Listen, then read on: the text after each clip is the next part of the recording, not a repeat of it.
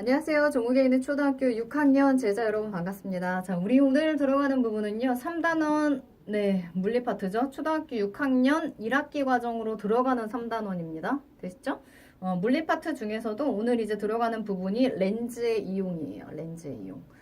거울하고 좀 달라요. 렌즈는. 거울 같은 경우에는 우선은 불투명해요. 그래서 빛이 그 거울을 통과할 수 없어. 튕겨나오는 게 거울이고, 오늘 들어가게 되는 부분은 렌즈잖아요. 그쵸? 그래서 렌즈는 빛이 통과할 수 있어야 하기 때문에 투명하다라는 거 기억을 해두시고, 렌즈 만드는 거 어렵지 않거든요. 그러니까 이게 판때기 약간 사투리 같은 느낌인데, 판때기가 있다라고 하죠. 근데 얘네들이 투명해. 근데 이거는 그냥 유리판이야. 근데 이거를 우리가 뭐 오목 렌즈라든가 혹은 볼록 렌즈를 만들어주고 싶다라고 했을 때는 깎으면 돼요. 그냥 어떤 식으로 깎느냐에 따라서 볼록과 오목이 결정이 될 건데, 우리가 오늘 들어가게 되는 부분은요, 오목 렌즈에 대한 부분을 같이 얘기를 해보도록 할 거예요. 볼록은 반대라고 생각하시면 되는데, 오목 렌즈에 있어서 핵심 포인트가 뭐냐, 우선은 중간으로 들어가는 부분 있지. 가운데 부분이 잘록해야 돼요. 그 다음에 바깥쪽 부분이 가장자리 있는 부분이 두꺼워야 돼요. 이렇게 두께 차이가 있어야지만 우리가 렌즈를 만들어낼 수 있습니다. 아시겠죠? 되게 간단해요. 그냥 유리판을 서로 두께를 다르게 해가지고 깎으면 되는 거야. 그러면 렌즈가 돼. 그럼 어떻게 깎아야 되냐? 응? 오목 렌즈 같은 경우에는 이 중간 허리춤으로 들어가는 부분이 어때요? 이 가운데 부분이 바깥쪽에 비해서 가운데가 훨씬 더 얄쌍하게 빠져 있죠. 그쵸? 요렇게 깎으면 된다고. 네? 이게 뭐가 되는 거야? 오목 렌즈가 되는 거야.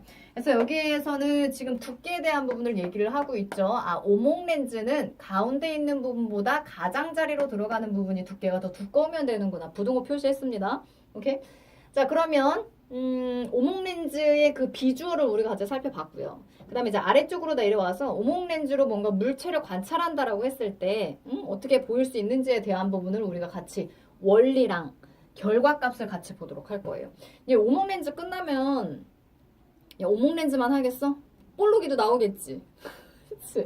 그러니까 오목 렌즈하고 볼록 렌즈가 반대거든요. 그래서 여기 지금 보면은 물체와 가까이 오목 렌즈를 갖다 댔을 때 혹은 멀리 댔을 때 어떻게 보이느냐, 이제 그거를 보는 건데, 사실상 정답을 먼저 얘기를 해드린다라고 하면 오목 렌즈를 통해서 우리가 물체를 보게 되잖아요.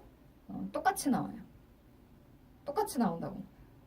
볼록이는 어떨까? 볼록 렌즈는 똑같지가 않아요. 다르게 나옵니다. 그래서 볼록 렌즈가 너희들한테 있어서 조금 어렵게 느껴질 거야. 그래서 그 보는 방법에 대한 부분은 볼록 렌즈 설명할 때 다시 한번 쌤이 얘기를 해드리도록 할 건데, 우선은 오목 렌즈에서는 가까이 있는 물체건 멀리 있는 물체건 뒤집히는 애들은 없어요. 알겠니? 그러니까 보여지는 상 그대로 보이는데 다만 상이 좀 어떻게 보인다라는 거야. 좀 작게 보인다라는 거야. 보여지는 그 물체가. 네? 자, 그러면 우리가 오목 렌즈에다가 빛을 쏘아준다라고 했을 때 어떤 식으로 얘네들이 빛이 꺾이는지를 한번 같이 보도록 할게요. 자, 여기에다가 레이저 포인트를 하나 이렇게 딱 쏴주고, 그 다음에 여기에다 레이저 포인트, 뭐 꼭 레이저 포인트 아니어도 괜찮아요. 그냥 빛을 쏴주면 돼요. 되니? 자, 쏴줬을 때 지금 여기 보면은 가운데 부분보다는 바깥쪽으로 들어가는 부분이 더 두껍죠. 빛은 항상 두꺼운 쪽으로 꺾여요. 그래서 얘네들이 이런 식으로 꺾일 거야. 얘도 역시 마찬가지로 이렇게 꺾일 거고. 그러니까 빛이 어떻게 되고 있어? 모여 있었던 아이들이 분산되는 효과가 나타나죠. 그쵸? 그래서 오목 렌즈 같은 경우에는 빛을 어떻게 해주는 효과가 있다. 빛이 분산된다. 빛이 분산된다라는 게 중요할까? 여하튼 모이진 않잖아요. 적어도. 빛이 이렇게 꺾여가지고 이렇게 꺾여서 이렇게 모이는 경우가 있어. 그게 볼록 렌즈거든. 이렇게 꺾여서 모이게 되면 그게 좀 골치 아파. 알겠지? 그건 볼록 렌즈에서 다시 한번 얘기해 드릴게요. 여튼 얘네들은 분산이 이루어지고 있고요. 그래서 물체하고 가까이 있거나 물체가 여기 있거나 상관없습니다. 물체가 거꾸로 돌아가 있지 않고 바로 선상으로 보여요. 똑바로 보인다고. 다만 좀 작게 보여. 렌즈를 통해서 봤을 때. 크게 볼 수 있는 거는 볼록 렌즈가 우선 나와야 돼. 볼록 렌즈가 돋보기 얘기하는 거거든요. 돋보기는 우리가 뭔가 물체를 크게 볼 때 보통 사용하잖아요. 그렇죠? 근데 얘네들은 작게 보입니다. 작고 어떤 상을 볼 수 있다. 가로선 아이. 가로선 상. 물체. 이렇게 이제 보여줄 수 있다라는 거. 그 다음에 너희들이 기억해줘야 되는 거는 이게 선생님이 물체와 가까이 있다라고 표현을 하기는 했으나 여러분들 교과서에서는요. 이 가까이라는 표현을 한 뼘이라는 표현으로 쓰더라고요. 한 뼘이면 요거 얘기하는 거야. 이렇게 한 뼘, 두 뼘, 뭐 그치? 이 어휘력 때문에 한 뼘이다. 뺨이 아니라 한 뼘.